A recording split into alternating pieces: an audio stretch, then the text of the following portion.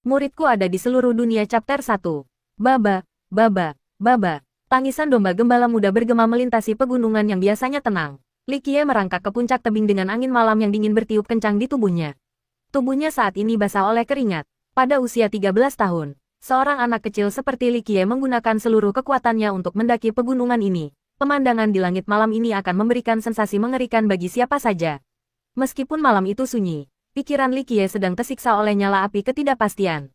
Berasal dari keluarga miskin, kedua orang tuanya adalah petani. Pada usia 7 tahun, ia memulai hidupnya sebagai seorang gembala. Nama keluarganya adalah Li. Namanya Li Qiye karena dia menangis selama 7 hari 7 malam setelah lahir. 1. Hari ini, dia telah menyelesaikan tugas hariannya. Namun, saat fajar menyingsing, dia menyadari bahwa dia kehilangan domba-domba utamanya. Sambil dipenuhi kekhawatiran, dia bergegas kembali ke pegunungan untuk mencarinya. Setelah tampaknya menjelajahi seluruh pegunungan, dia masih tidak dapat menemukan bahkan bayangan domba ini. Memikirkan tentang domba yang hilang dan pemiliknya yang jahat, Zhang Dahu, Li Qiye mengkhawatirkan yang terburuk di hatinya. Tiba-tiba, Li Qiye memikirkan satu tempat di mana domba itu berada. Hanya ada satu lokasi yang tidak dia cari, Gua Iblis Abadi. Saat dia melihat ke arah Gua Iblis Abadi di depannya, dia memperhatikan bahwa pegunungan di malam yang gelap menyerupai binatang buas dari era desolate kuno. Mulutnya tampak menganga, lapar akan daging manusia. Mendengar lolongan serigala bergema dari sekelilingnya, dia hanya bisa menggigil ketakutan. Gua Iblis Abadi dianggap sebagai tanah terkutuk di daerah sekitarnya. Legenda menyatakan bahwa iblis jahat memimpin lokasi ini. Iblis yang langsung memakan semua penyusup. Tidak ada yang pernah berhasil keluar dari gua hidup-hidup. Pada saat ini, suara cambuk Zhang Dahu bergema di telinga Li Qiye. Jika Li Qiye benar-benar kehilangan dombanya, maka Zhang Dahu pasti akan mencambuk dagingnya sampai compang camping. Setelah mencapai titik ini, Li Qiye mengertakkan gigi dan mendekati gua. Tubuhnya menghilang di malam hari. Oh, malam yang tenang itu disela oleh jeritan sedih seorang anak laki-laki. Suara ketakutan Li Qiye berdering sekali lagi. Kamu, apa yang kamu inginkan? Ah, tiba-tiba, teriakan itu berakhir. Tidak diketahui berapa lama kemudian di kedalaman Immortal Demon Grotto, keheningan dipecahkan oleh suara yang mengancam. Bagus, bagus, bagus. Gagak hitam abadi aku akhirnya telah selesai. Karena hanya satu jiwa yang hilang. Hari ini, aku akan dengan mudah meminjam jiwamu sebentar. Powosh, powosh, powosh. Sesaat kemudian, saat setiap kepakan bergema dengan keras, seekor gagak gelap yang aneh terbang menjauh dari gua iblis abadi. Terbang, terbang, terbang. Aku akan menggunakan jiwamu untuk menemukan semua pemakaman terlarang. Terbang melintasi semua negeri. Selama 9 dunia ada, aku akan menemukanmu lagi. Dari kedalaman Immortal Demon Grotto, suara berat itu keluar sekali lagi dan bertahan di udara. Sejak saat itu, di seluruh langit dan bumi ini, gagak gelap terbang melintasi pesawat. Dari kota-kota surgawi ke jangkauan paling berbahaya dan daerah rahasia, ia terbang tanpa kehendak bebas langsung melalui 9 dunia untuk era tanpa akhir. Seiring waktu berlalu, jutaan tahun datang dan pergi. Seorang master baru yang tak tertandingi akan bangkit saat yang lain jatuh. Perlahan, gagak itu akan menghilang hanya untuk muncul kembali di kemudian hari. Ia ingin melarikan diri dari tuannya. Ia ingin menemukan tujuan hidupnya. Dari Dewa Alkimia hingga Kaisar Abadi Fei, Kaisar Abadi Suesi, hingga Kaisar Abadi Minren, Kaisar Abadi Tunri hingga Kaisar Abadi Bingyu, sampai Raja Naga Hitam. 2. Di balik masing-masing teladan ini terdapat bayangan seekor burung gagak, yang berjuang untuk menemukan kebebasan. Saat makhluk terkuat ini datang dan pergi, gagak terus muncul secara misterius di sepanjang sungai waktu. Gagak tidak mau nasibnya dikendalikan. Ia ingin menentang karakter paling menakutkan di dunia ini. Dan sekarang, jutaan tahun telah berlalu dengan berlalunya banyak era. Li Qiye, yang mengambang di sungai, tiba-tiba diseret oleh seseorang. Saat dia diseret keluar, Li Qiye tiba-tiba terbangun. Reaksi pertamanya adalah melompat karena dia tidak terbiasa dengan tubuhnya sendiri.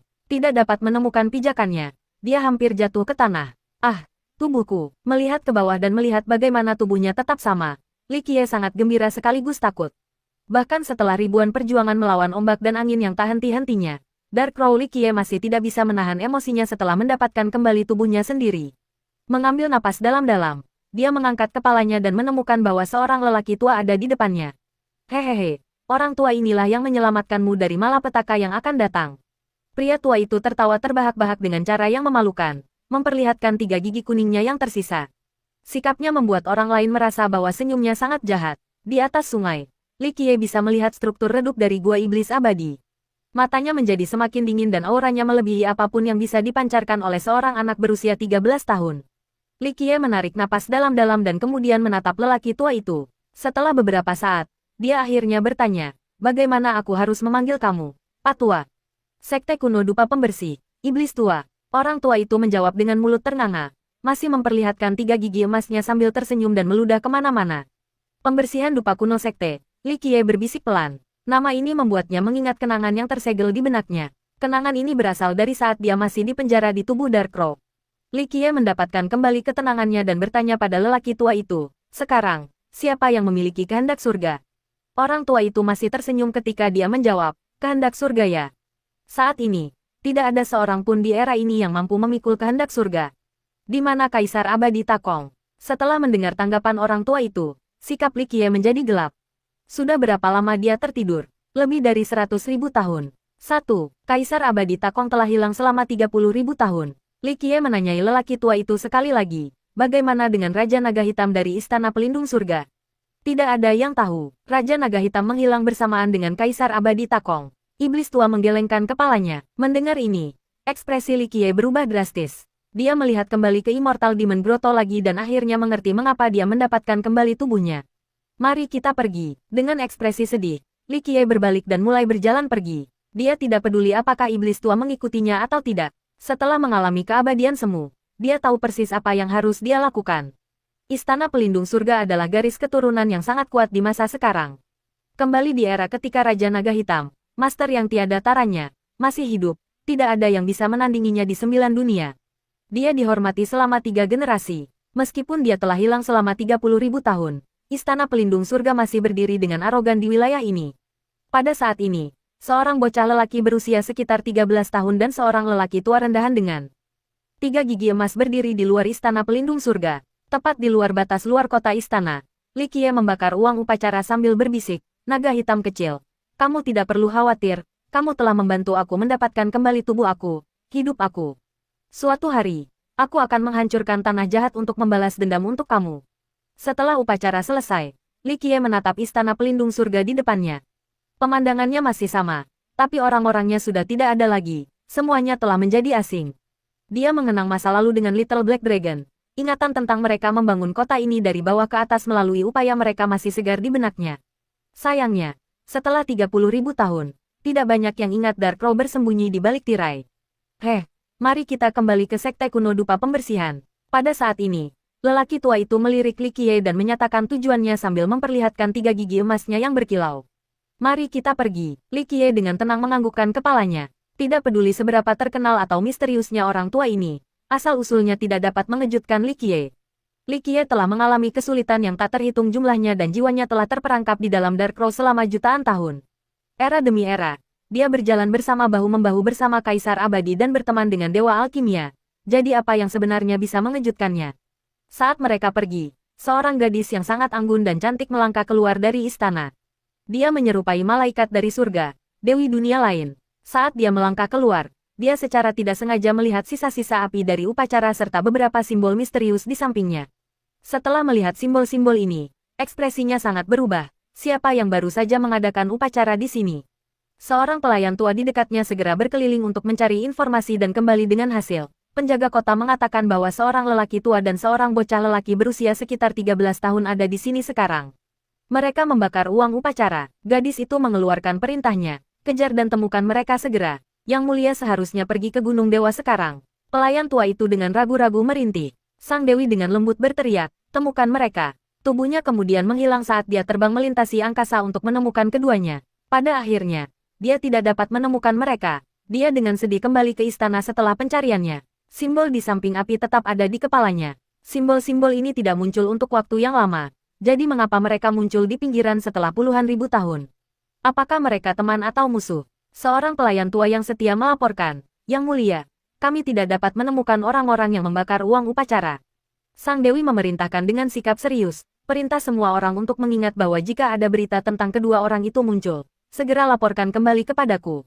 Pelayan itu sangat terkejut mendengar ini. Dengan kekuatan Istana Pelindung Surga saat ini dan reputasi dewi mereka, akan jarang baginya untuk menunjukkan ekspresi serius seperti itu. Pelayan itu bertanya, lalu bagaimana dengan perjalanan ke Gunung Dewa? Batalkan, Sang Dewi berseru. Aku harus membaca buku-buku kuno yang ditinggalkan para leluhur. Sesuatu yang aneh sedang terjadi. Dia kemudian segera pergi ke bagian terdalam dari tanah terlarang di Istana Pelindung Surga. Sekte kuno dupa pembersihan tinggal di negara kerajaan permata surgawi. Sekte ini adalah garis keturunan Kaisar Abadi dengan sejarah panjang. Pada awal era Kaisar, Kaisar Abadi Minren dengan bangga berdiri di puncak dan mendirikan sebuah sekte, menamakannya dupa pembersih.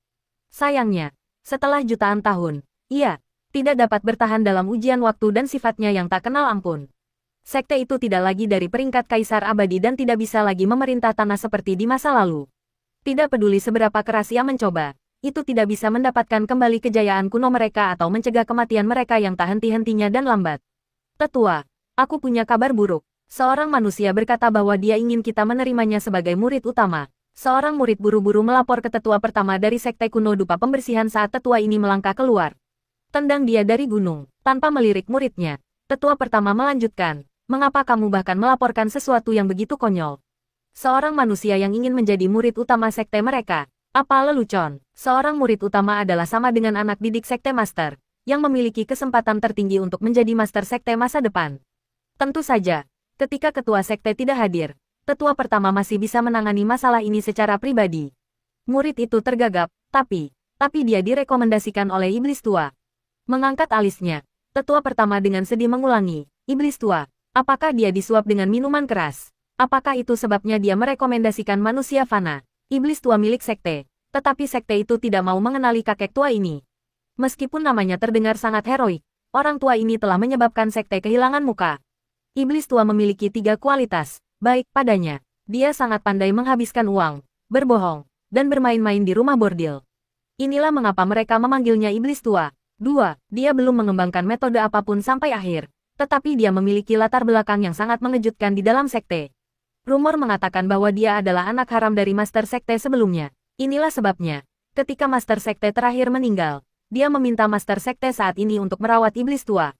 Namun, ada rumor lain yang menyatakan bahwa iblis tua adalah dari master sekte 2 generasi lalu. Karena master sekte sebelumnya sangat berhutang budi pada orang ini, dia tidak punya pilihan selain menerima sampah ini dan dengan enggan merawat iblis tua. Sebelum master sekte sebelumnya meninggal, dia juga meminta master sekte saat ini untuk mengurus iblis tua. Tidak peduli siapa ayahnya, seluruh sekte dan eselon atasnya tidak memiliki cinta untuk lelaki tua itu. Mereka membenci kata-kata tidak menyenangkan tentang karakter iblis tua dan tidak peduli dengan rumor di dunia. Dari para tetua hingga murid peringkat terendah, seluruh sekte tidak menyambut orang tua ini tanpa kultivasi apapun. Tetua pertama berteriak dengan kesal, jadi bagaimana jika itu adalah rekomendasi iblis tua? Tendang manusia dari gunung. Pagi dan suasana hatinya yang baik telah dirusak oleh peristiwa ini. Tapi dia bilang dia memiliki perintah kuno dupa pembersihan dari iblis tua. Murid itu tergagap sekali lagi karena takut. Pembersihan orde kuno dupa. Setelah mendengar kata-kata ini, ekspresi tetua pertama menjadi gelap. Setelah diam-diam merenungkan situasinya, dia dengan cepat memerintahkan, kumpulkan semua tetua dan beritahu manusia untuk menunggu di luar kamar besar. Sekte kuno dupa pembersihan memiliki total 6 tetua. Setelah mendengar 4 kata, pembersihan dupa orde kuno, 5 lainnya dengan cepat datang ke pertemuan. Patriark sekte itu adalah Kaisar Abadi Minren, orang yang meninggalkan 3 dari perintah ini. 2 telah direklamasi oleh sekte, tetapi yang ketiga jatuh ke tangan iblis tua. Di luar permintaan dari master sekte sebelumnya untuk merawat iblis tua, alasan kedua mengapa para tetua tidak berdaya melawannya adalah karena dia memiliki urutan terakhir. Perintah itu mewakili Kaisar Abadi Minren, pemegangnya. Dapat meminta apapun dari sekte kuno dupa pembersihan. Duduk di ruang besar sekte kuno dupa pembersihan sambil menatap patung yang sulit dipahami yang tertutup asap emas, Li Qiye tidak bisa tidak mengingat banyak cerita dari masa lalu. Patung Kaisar Abadi Minren berdiri kokoh di titik tertinggi lokasi ini. Meskipun bertahun-tahun telah berlalu, patung itu masih membawa aura kuno yang tampaknya mampu menembus 9 langit. Penonton tidak bisa tidak menyembah patung ini, seolah-olah Kaisar benar-benar ada di depan mereka. Li Qiye tidak tahu bagaimana menggambarkan perasaannya saat dia menatap patung ini. Kaisar telah pergi, tapi Li Qiye masih hidup dan akan selamanya begitu. Meskipun dia telah mencapai tujuannya dan mendapatkan kembali tubuhnya, semua kenalan lamanya perlahan menghilang di sungai waktu. 1. Qi artinya 7, Y artinya malam. 2. Fei sama dengan terbang, Suesi sama dengan segel darah, Minren sama dengan kebajikan terang, Tunri sama dengan menelan matahari, dan Bingyu sama dengan bulu es. 1. Takong sama dengan Space Trample. 2. Awalnya, kami menggunakan nama San Guye sebagai ganti Old Devil, Tapi sekarang diubah untuk mencerminkan chapter terbaru. Sun sama dengan 3, Gui sama dengan Goul, Ye sama dengan orang tua. Li Qiye ingat bahwa ketika era Ming kuno akan segera berakhir dan era kaisar dimulai, jiwanya masih terperangkap dalam tubuh gagak kegelapan. Dan sekarang, dia berada di era baru ini, sebuah era di mana dia untuk sementara mendapatkan kembali kewarasannya dan mengendalikan dirinya dari gua iblis abadi setelah perjuangan yang panjang. Saat pertama kali bertemu Immortal Emperor Min Ren masih seorang anak kecil yang jatuh cinta dengan seni bela diri, seseorang yang tidak memiliki pengetahuan tentang dunia kultivasi agung. Waktu antara sekarang dan ketika dia memimpin Immortal Emperor Min Ren ke dunia kultivasi sudah bertahun-tahun. Banyak generasi ahli telah muncul dan menghilang dalam lautan waktu yang misterius. Secara tidak sengaja melihat tongkat kayu berwarna obsidian di sebelah altar di bawah patung, Li Qiye tidak bisa menahan tawa kecil saat melihatnya. Dia tidak percaya bahwa tongkat itu masih ada setelah bertahun-tahun. Di masa lalu, dia memanfaatkannya dengan baik dan mendisiplinkan kelompok anak-anak yang energi itu, termasuk Kaisar Abadi, sampai mereka menangisi ayah dan ibu mereka. Pada saat ini, 6 tetua dari Sekte Kuno Dupa Pembersihan semuanya telah dikumpulkan. Meskipun mereka sudah tua, energi darah mereka masih sejelas pelangi dengan cahaya terang yang mengelilingi tubuh mereka. Meskipun Sekte Kuno Dupa Pembersihan telah menurun, itu masih merupakan garis keturunan Kaisar Abadi. Jika para tetua menerima gelar dari Kerajaan Permata Surgawi, maka mereka semua akan menjadi pahlawan bernama. Pada saat ini, tatapan tajam dari 6 tetua ini terpaku pada Li Qiye, seolah-olah mereka bermaksud untuk mengungkap rahasianya. Namun, Li Qiye tetap tenang dan duduk diam dalam suasana yang tidak nyaman ini. Akhirnya, tetua pertama dengan serius bertanya, di mana Ordo Kuno Dupa Pembersihan? Perintah itu sangat penting karena itu adalah benda yang ditinggalkan oleh Kaisar Abadi pendiri mereka. Li Qiye perlahan membuka telapak tangannya untuk mengungkapkan tatanan kuno. Dia terkejut ketika iblis tua membawanya ke kota di bawah gunung sekte dan kemudian lari ke rumah bordil. Sebelum pergi, dia dengan santai melemparkan pesanan itu ke tangan Li Qiye. Sulit dipercaya bahwa orang seperti orang tua ini akan memiliki tatanan kuno. Di masa lalu, ketika Li Qiye terjebak di dalam Dark Row dan ketika Min Ren memikul kehendak surga, dia memberikan 3 perintah kuno kepada Li Qiye. Kemudian, Li Qiye kemudian memberikan perintah ini kepada orang yang berbeda. Setelah jutaan tahun, Li Qiye dengan nostalgia menatap pesanan di tangannya. Di masa lalu, dia tidak membutuhkannya. Tetapi hari ini, dia tidak punya pilihan selain mengandalkan otoritasnya. 6 tetua mengedarkan pesanan dan dengan hati-hati memeriksanya untuk memastikan bahwa itu memang asli.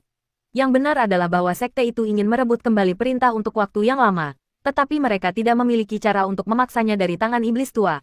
Iblis tua tahu bahwa perintah itu setara dengan kehidupan lain, jadi dia memegangnya dengan nyawanya yang tersayang. Siapa yang akan meramalkan bahwa itu akan jatuh ke tangan manusia tanpa reputasi apapun? Tetua pertama dengan dingin bertanya, di mana iblis tua? Kenyataannya, tetua pertama tidak memendam cinta untuk iblis tua, seseorang yang hanya bisa menghabiskan uang, berbohong, dan bermain dengan wanita. Baginya, tidak masalah apakah iblis tua adalah putra dari master sekte sebelumnya atau bukan. Li Qiye dengan tenang menjawab, dia pergi ke rumah bordil Cui Hong. Bayangan bisa dilihat di wajah 6 tetua. Meskipun mereka tidak menyukai iblis tua, pemikiran seseorang dari sekte terhormat mereka mengunjungi rumah bordil paling terkenal dan populer dalam radius 1000 mil adalah sumber rasa malu yang besar. Dan itu juga bukan pertama kalinya dia mengunjungi rumah bordil ini. Para tetua telah memendam kemarahan dan tidak tahu bagaimana melepaskannya. Mereka hanya bisa berharap bahwa pemain terkenal seperti itu tidak akan menjadi bagian dari sekte mereka di masa depan. Seorang tetua yang berbeda dengan keras bertanya, apa permintaanmu? Mereka tidak tahu metode yang digunakan Li Qiye untuk mendapatkannya, tapi sebenarnya perintah di depan mereka jelas bukan palsu. Li Qiye perlahan menjawab, aku mendengar bahwa posisi murid utama sekte tersebut masih kosong. Karena iblis tua dengan sungguh-sungguh merekomendasikan aku karena bakat aku tidak punya pilihan selain meminta posisi ini. Setelah mendengar jawabannya, 6 tetua mulai mengutuk iblis tua, sialan itu, hak apa yang dia miliki untuk merekomendasikan seseorang untuk menjadi murid utama sekte mereka? Itu adalah posisi yang sangat penting, jadi sekte harus hati-hati memilih individu yang tepat. Kalau tidak, tempat itu pasti sudah ditempati. Seorang tetua berbicara dengan suara dingin, jangan memperlakukan posisi murid utama sebagai lelucon. Aku tahu, Li Qiye dengan tenang dan perlahan mengucapkan kata-katanya tanpa rasa takut, namun, orang yang membawa perintah memiliki hak untuk menuntut permintaan apapun, ini adalah aturan yang ditetapkan oleh Kaisar Abadi Min Ren. Tetua pertama menyela dengan pertanyaan yang mengancam. Bagaimana jika kamu menggunakan metode curang untuk mendapatkan perintah ini? Posisi ini bukanlah sesuatu yang bisa diolok-olok atau diberikan tanpa berpikir.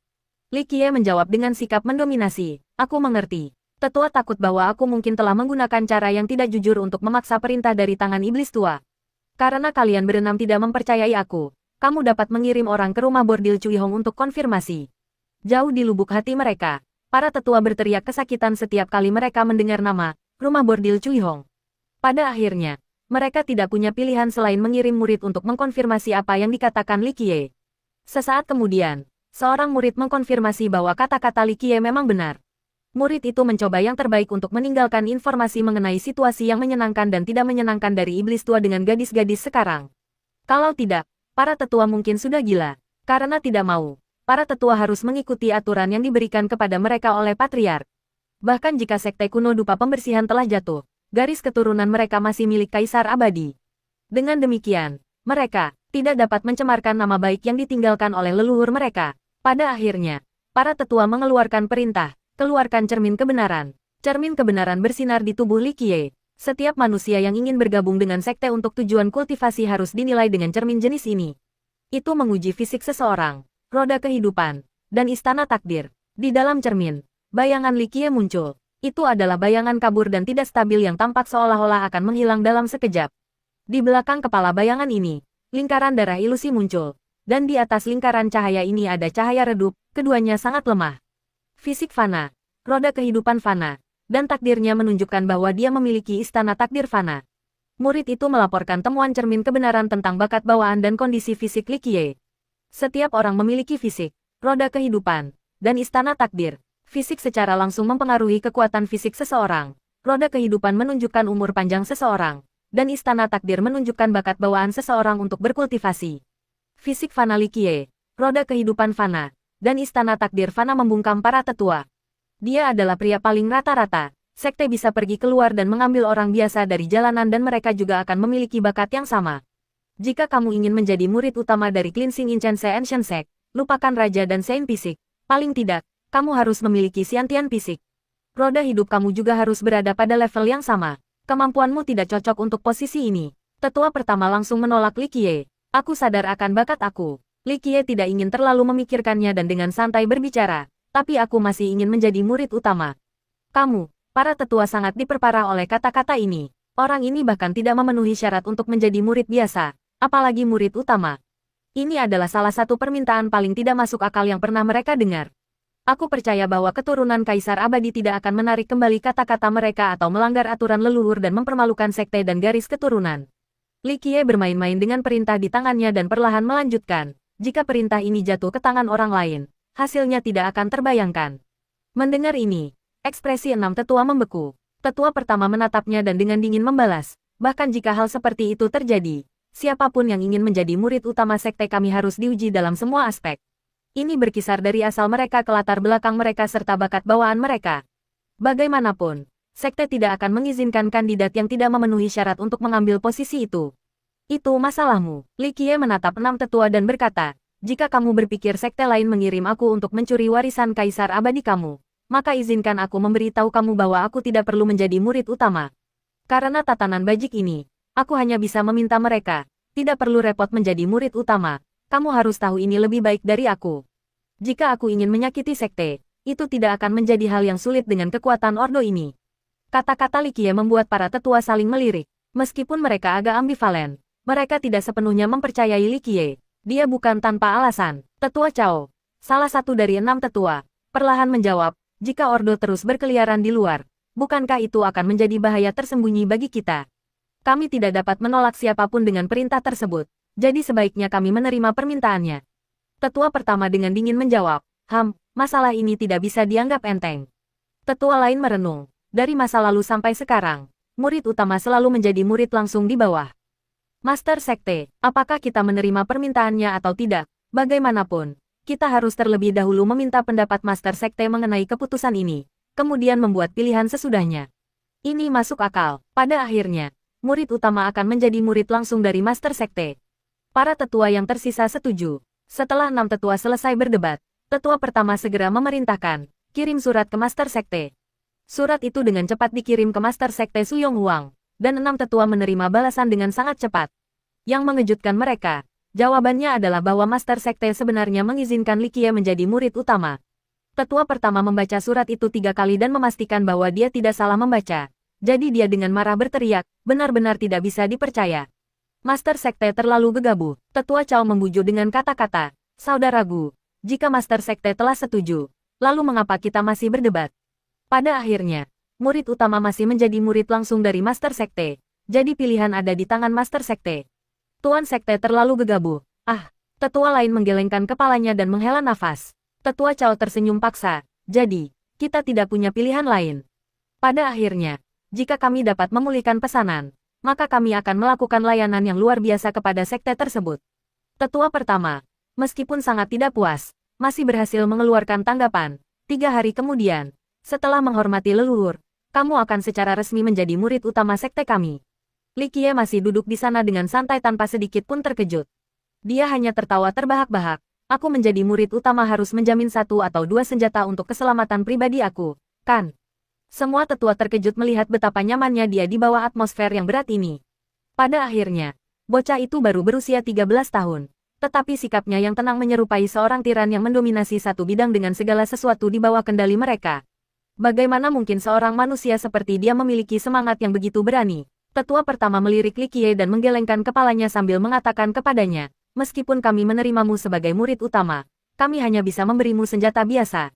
Jika kamu menginginkan harta yang luar biasa atau hukum merit kaisar abadi, kamu harus berkontribusi pada sekte tersebut."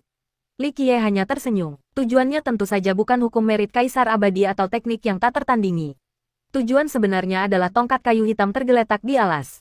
Sambil mengalihkan pandangannya ke tongkat, Li Qiye menekan, "Baik, aku ingin tongkat kayu itu." Tongkat kayu itu, tubuh ke-6 tetua bergetar karena terkejut. Tongkat itu hanya digunakan untuk mengumpulkan abu setelah upacara pembakaran untuk menghormati leluhur. Itu selalu ada di sana, dan tidak ada yang tertarik padanya. Para tetua berpikir bahwa Li Qiye akan meminta harta menggunakan status barunya, tetapi dia hanya menginginkan tongkat kayu. Permintaan ini di luar ekspektasi mereka. Li Qiye berbicara dengan sikap yang tidak terkendali. "Karena aku adalah murid utama, posisi aku layak untuk dihormati. Tongkat itu milik kamar besar, dan ini adalah kamar agung leluhur dari seluruh sekte. Itu mewakili kekuatan sekte kuno dupa pembersihan, jadi itu layak untuk posisiku saat ini sebagai murid utama." Setelah mendengar logika Li Qiye, ke-6 tetua saling memandang dengan mata terbuka lebar. Mereka berpikir dalam hati, bocah tolol ini dan iblis tua playboy sialan itu pasti milik bersama. Sama seperti bagaimana seekor lembu mencari lembu lain sementara seekor kuda akan menemukan kuda lain. 1. Orang-orang bodoh berkumpul akan menjadi arti di sini. Baiklah, kami akan memberikan tongkat ini kepadamu. Tetua pertama dengan senang hati memberikan tongkat yang tidak berharga ini kepada Li Qiye jika itu berarti dia tidak perlu lagi mendengar ocehan Li Qiye yang tak henti-hentinya. Baginya, tongkat ini hanyalah tongkat kayu biasa yang dimaksudkan untuk memindahkan abu. Mereka mungkin juga memberikannya kepada Li Qiye. Terima kasih banyak kepada tetua yang terhormat. Li Qiye sangat menantikan kata-kata itu. Sebelum kata-katanya selesai keluar dari mulutnya, tangannya sudah memegang tongkat. Tindakan ini, di mata 6 tetua, terlihat sangat naif. Huairen, bawa dia ke tempat istirahatnya. Seorang tetua akhirnya menjadi tidak sabar dan menyuruh murid terdekat untuk mengirim Li Qiye pergi. Peristiwa hari ini telah sangat menekankan 6 tetua. Seorang pemboros telah menjadi murid utama dari sekte kuno dupa pembersihan. Bahkan jika sekte tersebut telah lama melewati masa kejayaannya, itu tidak cukup miskin untuk menerima pemborosan manusia sebagai murid utama. Dipimpin oleh muridnya, Li Qiye mendekati puncak yang sunyi. Itu tidak kecil. Di atasnya terletak sebuah villa kecil berukuran 36.000 meter persegi. Tampak jelas bahwa villa itu sudah lama ditinggalkan karena ilalang dan tanaman liar yang mengelilinginya. Meskipun puncak ini jauh dari segalanya, itu masih bagian dari sekte kuno dupa pembersihan. Setelah membuka pintu, murid itu segera berkata, "Junior Bro, tidak. Kakak pertama, tempat ini akan menjadi rumahmu mulai sekarang." Dia hanya mengucapkan 2 kata sebelum dia dengan cepat menyadari kesalahannya. Berdasarkan waktu Li Qiye bergabung dengan sekte tersebut, Li Qiye akan menjadi juniornya. Namun, karena dia adalah murid utama, siapapun dalam generasi ketiga, tidak peduli seberapa muda atau tua, harus memanggilnya kakak pertama. Li Qiye melirik murid yang cerdik ini dan melihat sekeliling sebelum menganggukkan kepalanya. Puncak yang sangat jauh dari sekte ini adalah lokasi yang cocok. Murid itu dengan tersenyum berbicara, itu memiliki nama yang sangat cocok. Lonelipik. Dia mengintip Li Qiye beberapa kali sebelum melanjutkan. "Kamu akan menjadi penguasa puncak ini di masa depan." Yang benar adalah bahwa menurut aturan sekte, murid utama memiliki hak untuk hidup di puncak yang paling dekat dengan tanah leluhur. Sekte memiliki banyak puncak, dan murid utama dapat memilih puncak manapun untuk dirinya sendiri. Namun, sebagian besar puncak utama sekte ditempati. Selain itu, keenam tetua tidak senang dengan Li Qiye. Jadi, Li Qiye diasingkan ke tempat yang jauh ini, jauh dari puncak utama. Puncak utama yang terletak di dekat tanah leluhur mengandung esensi duniawi yang lebih tebal daripada pegunungan luar dan puncak yang lebih rendah. Li Qiye secara alami menyatakan, tempat ini akan baik-baik saja. Dia bukan orang kecil yang akan menganggap penting hal-hal sepele seperti itu. Aku telah membawa semua kebutuhan sehari-hari untuk kakak pertama sebelumnya. Adik laki-laki junior ini menangani masalah secara menyeluruh dengan mudah dan berpengalaman. Setelah mengurus semua barang yang diperlukan untuk kebutuhan sehari-hari Li Qiye, dia dengan sopan berkata, jika kamu membutuhkan yang lain, datang saja ke pelataran luar untuk menemukan aku. Sebelum murid itu pergi, Li Qiye dengan santai bertanya, siapa namamu?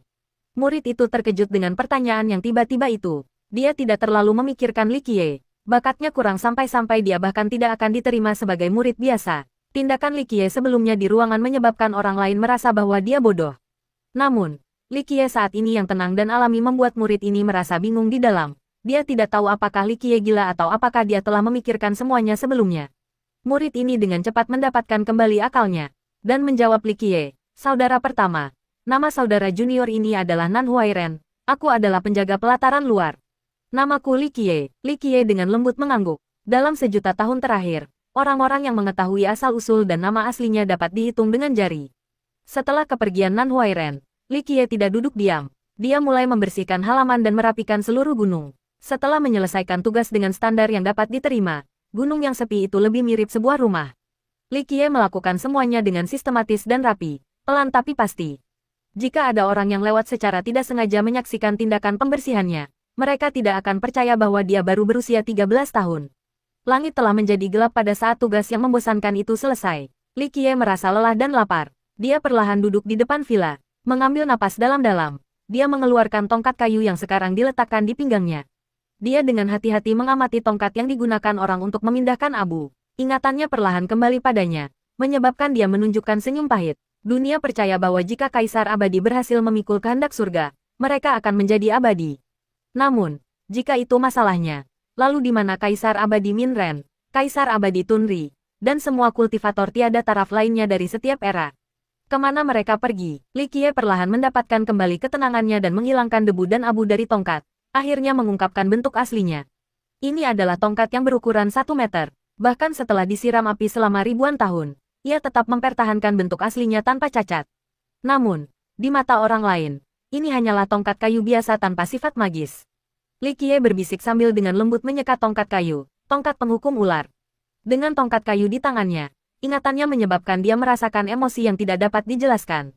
Kembali pada hari-hari ketika Minren tanpa kehendak surga, Li Qiye, sebagai penguasa Kaisar Abadi masa depan ini, telah mengajar sekelompok anak-anak yang akan menjadi jenderal setia Minren. Karena Li Qiye ingin merawat mereka dengan baik, dia secara khusus mengambil tongkat penghukum ular dari hutan iblis. Para remaja yang akan menginjak 9 dunia di bawah kaki mereka semuanya adalah korban tongkat ini. Setelah menyelesaikan pelatihan mereka, dia meninggalkan tongkat di sini di Sekte Kuno Dupa Pembersih, dan di sini tetap sampai sekarang. Mencengkeram tongkat dengan erat, Li Qiye membenamkan dirinya lebih dalam ke dalam ingatannya. Melarikan diri dari gua iblis abadi berhasil, dan dia akhirnya mendapatkan kembali tubuh dan jiwanya dari kendali gagak kegelapan. Namun, waktu tidak berbelas kasih. Semua orang yang dulunya adalah teman dan keluarganya, seperti Dewa Alkimia, Kaisar Abadi Suesi, Kaisar Abadi Minren, dan bahkan Raja Naga Hitam termasyhur yang selamat dari 3 era, semuanya telah meninggalkan dunia ini. Pada awal era Desolate, dia hanya seorang gembala muda. Untuk menemukan domba yang hilang, dia pergi ke gua dan dipenjarakan oleh gua iblis abadi. Dia terpaksa mengikuti jalan yang dibayangkan tuannya dalam tubuh gagaknya dari zaman ke zaman. Pada saat itu, Li Qiye sangat ketakutan. Dia terbang tanpa istirahat melintasi pemakaman terlarang, melakukan perjalanan melintasi 9 negeri, melintasi 9 dunia, dan pada akhirnya, dia masih tidak punya pilihan selain kembali ke gua iblis abadi. Namun, karena ini, dia telah mengalami bahaya dan misteri dunia yang tak terhitung jumlahnya. Dia menginjak tanah yang bahkan tidak akan dijauhi oleh virtues paragon yang tak terkalahkan. Tekadnya, yang dilanda kesulitan sepanjang era, menjadi tak tergoyahkan. Sejak saat itu, dia tidak mau selamanya tinggal sebagai budak dari gua iblis abadi. Dia merumuskan rencana besar untuk memotong semua segel dan formasi roh abadi di dalam jiwanya. Untuk melarikan diri dari tubuh gagak hitam, Untuk kebebasannya sendiri dan untuk mendapatkan kembali tubuhnya, dia terus-menerus memimpin banyak orang jenius di jalan kultivasi. Yang terbesar dari anak-anak muda ini mampu bertarung di jalan yang tak tertandingi di bawah langit untuk mendapatkan kehendak surga. Tapi hari ini, ketika Li Qiye kembali ke tubuh lamanya untuk menjadi manusia sekali lagi, semua temannya telah meninggalkannya. Mengambil napas terakhirnya yang dalam untuk mengesampingkan rasa sakitnya, dia sekali lagi memperkuat tekadnya untuk menghancurkan semua rintangan dan menghancurkan jiwa orang-orang di Gua Iblis Abadi. Berita tentang murid utama baru telah menyebar ke seluruh sekte. Eselon atas tidak senang, tetapi mereka tidak dapat melakukan apapun sehubungan dengan masalah ini karena tatanan kuno. Orang yang tidak berguna seperti Li Qiye hanya beruntung, itu saja. Namun, generasi ketiga sangat gusar. Murid utama awalnya adalah salah satu dari mereka dan harus menjadi orang dengan kontribusi terbesar serta orang yang lulus semua tes yang diberikan oleh para tetua. Dia akan diberkati dengan ajaran Master Sekte dan mendapatkan paparan teknik tingkat kaisar. Pada akhirnya, dia kemungkinan besar akan menjadi Master Sekte di masa depan. Dalam situasi saat ini, tidak ada seorang pun di dalam murid generasi kedua yang dipilih, yang berarti bahwa murid utama pasti akan dipilih dari murid generasi ketiga. Orang-orang yang paling memberontak adalah murid-murid yang paling berbakat dengan bakat dan asal-usul tertinggi. Mereka merasa ditipu oleh Li Qiye. Dengan demikian, keributan di sekte itu kacau. Beberapa jenius dengan marah menyatakan, seorang fana dengan fisik fana, roda kehidupan fana, dan istana takdir fana tidak memiliki hak untuk menjadi murid utama. Pemuda berbakat lainnya menambahkan, dia adalah aib terbesar bagi sekte kami. Siapa yang bisa menyalahkannya karena mendapatkan perintah kuno dupa pembersihan? Bahkan para tetua telah menerimanya. Beberapa jenius yang lebih tua mengeluh, tetapi mereka hanya bisa menerima situasinya. Dia hanya murid utama untuk saat ini. Seseorang tanpa bakat dan kekuatan tidak dapat bersaing untuk mendapatkan kursi Master Sekte. Siapa yang mengatakan bahwa murid utama pasti akan menjadi Master Sekte berikutnya? Murid yang paling arogan dan percaya diri berbagi sentimen ini. Seseorang yang sedikit bersemangat berbicara. Jika dia tidak tahu benar dan salah, aku tidak keberatan mengajarinya sedikit. Bahkan ketika Li Qiye benar-benar tidak memiliki kualifikasi untuk bersaing memperebutkan kursi ketua sekte, semua murid masih merasa tertipu ketika mereka harus memanggil seorang pemuda yang tidak berguna seperti Li Qiye, kakak pertama. Seorang murid dengan rasa ingin tahu bertanya, bukankah ordo kuno dupa pembersihan terakhir yang tersisa ada di tangan iblis tua? Bagaimana itu bisa jatuh ke tangan bocah kecil itu? Fakta bahwa iblis tua memiliki urutan terakhir bukanlah rahasia besar. Sekte itu selalu ingin merebutnya kembali, tetapi iblis tua tidak pernah setuju. Inilah sebabnya mengapa semua orang bingung tentang hal itu yang menjadi milik Li Qiye. Murid lain dengan dingin menjawab, hehe, aku mendengar bahwa anak nakal ini memiliki beberapa kecerdasan. Aku hanya tidak tahu bagaimana dia membodohi orang tua mesum itu. Aku mendengar bahwa ketika para tetua memerintahkan orang untuk mengkonfirmasi masalah ini, iblis tua sedang bersenang-senang di rumah bordil. Sangat mungkin bahwa bocah itu mengundangnya untuk bermain sebanyak yang dia inginkan untuk berdagang dengan tatanan kuno. Di sini, murid ini cemberut dan merasa mual. Mendengar cerita ini, murid-murid lain dengan nada menghina berseru, jadi dia dan orang tua mesum itu sama. Meskipun rumor mengatakan bahwa iblis tua adalah anak dari master sekte tertentu, seluruh sekte tidak menyambut orang tua mesum yang hanya tahu bagaimana menghabiskan uang dan bermain-main. Ini terutama berlaku untuk murid generasi ketiga. Mereka tidak memiliki rasa hormat sedikit pun padanya. Jika bukan karena kehendak master sekte terakhir, dia pasti sudah ditendang keluar dari sekte. Jika Li Qiye dan iblis tua adalah tipe orang yang sama, maka mereka akan menganggap Li Qiye lebih tidak menyenangkan. 3 hari belum berlalu dan Li Qiye belum menyapa leluhur, tetapi sekte tersebut menerima undangan dari gerbang 9 iblis-iblis. Apa? Gerbang 9 iblis-iblis ingin menguji Li Qiye. Setelah menerima berita itu, keenam tetua itu terkejut. Salah satu tetua menjadi semakin paranoid dan dengan sedih berbicara, mereka telah mendengar berita itu begitu cepat. Dia baru saja menjadi murid utama baru-baru ini, namun mereka sudah ingin mengujinya. Tetua lain menimpali, sepertinya mereka ingin melarikan diri dari janji masa lalu. Sepotong sampah seperti Li Qiye tidak akan pernah lulus ujian mereka, itu sebabnya mereka ingin memaksa dan mempercepat masalah ini. Kami tidak lagi punya pilihan. Tetua pertama dengan enggan berbicara. Saat ini, gerbang 9 iblis-iblis memerintah seluruh negara. Kami tidak bisa dibandingkan dengan mereka, jadi kami tidak dalam posisi untuk bernegosiasi. Kata-katanya menyebabkan semua orang terdiam. Pada awal era kaisar, sekte mereka tak terkalahkan. Reputasi mereka memabukkan 9 dunia, dan kekuatan mereka memungkinkan mereka untuk memerintah kerajaan kuno. Semua sekte lain tunduk pada kekuatan mereka. Tidak ada keberadaan di seluruh dunia yang bisa menjadi ancaman bagi posisi sekte kuno dupa pembersihan yang lama. Namun, kejayaan lama menghilang seiring berjalannya waktu. Mereka tidak lagi memiliki kekuatan untuk memerintah negara biasa, apalagi kerajaan kuno. Mereka kehilangan hak istimewa untuk memberikan gelar seperti Name Hero atau Royal Noble kepada pengikut mereka. Tetua lain bertanya, apa yang kita lakukan sekarang? Semua tetua tahu bahwa manusia seperti Li Qiye tidak memiliki kesempatan untuk lulus ujian dari gerbang 9 Saint Iblis. Sembuhkan kuda mati menjadi kuda hidup, tidak ada pilihan lain. Tetua lain menjawab, jika dia entah bagaimana berhasil, maka kita akan menjadi mertua dengan gerbang iblis 9 Saint. Jika ini masalahnya, maka Sekte Dewa Surgawi dan Kerajaan Permata Surgawi tidak akan berani memandang rendah kita. Menuju mimpi yang mustahil ini, keenam tetua hanya bisa tertawa paksa. Tidak peduli apa, mereka masih harus mencoba. Li Qiye sedang menunggu di vilanya untuk upacara leluhur ketika Nan Huairen mendekatinya. Nan Huairen dengan cepat melaporkan, kakak pertama, para tetua memanggilmu di ruang besar. Li Qiye dengan acuh tak acuh bertanya, apakah sesuatu yang besar terjadi? Nan Huairen sedikit terkejut, tetapi dia tidak menyembunyikan apapun. Dia mengangguk dan menjawab, aku tidak akan berbohong padamu, kakak pertama. Gerbang 9 Saint Iblis mengirimi kami undangan. Dia berhenti sejenak dan melirik Li Qiye sebelum melanjutkan, aku mendengar tunangan kamu ingin menguji kemampuan kamu. Gerbang 9 Saint Iblis. Li Qiye tiba-tiba teringat kenangan lama saat mendengar nama ini. Nan Huairen mengira Li Qiye tidak tahu sekte ini. Jadi dia dengan cepat menjelaskan, Gerbang 9 Saint Iblis adalah salah satu sekte terbesar di Grand Middle Territory. Mereka menguasai negeri sapi tua dan memiliki hak untuk memberikan gelar. Kedua sekte kami dulu memiliki hubungan yang bersahabat dan dekat. Patriark asli 9 orang suci dulu disebut 9 orang suci paragon berbudi luhur. Dia adalah jenderal nomor 1 di bawah Kaisar Abadi Minren dan mengikutinya untuk menyapu 9 dunia. Ketika kami memerintah kerajaan kuno, bahkan gerbang 9 Saint Iblis harus membayar upeti kepada kami. Aku telah mendengar tentang sekte itu. Li Qiye dengan lembut tersenyum. Bagaimana mungkin dia tidak tahu tentang sekte itu? Selain itu, dia juga telah bertemu dengan 9 Saint Virtuous Paragon. Selama hari-hari awal era Kaisar, Li Qiye menghabiskan banyak waktu dan energi untuk menjebak monster iblis bernama Nine Saint ini dan memaksanya menjadi pelindung nasib Minren. Li Qiye bertanya, dari mana asal tunangan ini? Nan Huairen menjawab, dari legenda ketika patriark kita menerima kehendak surga dan menjadi Kaisar Abadi. Paragon 9 orang suci membentuk perjanjian dengan kita. Jika keturunan utama mereka adalah perempuan sedangkan kita adalah laki-laki, kita akan menjadi menantu. Setelah berhenti sejenak, dia dengan sedih menghela nafas. Pada saat itu, mereka naik pangkat.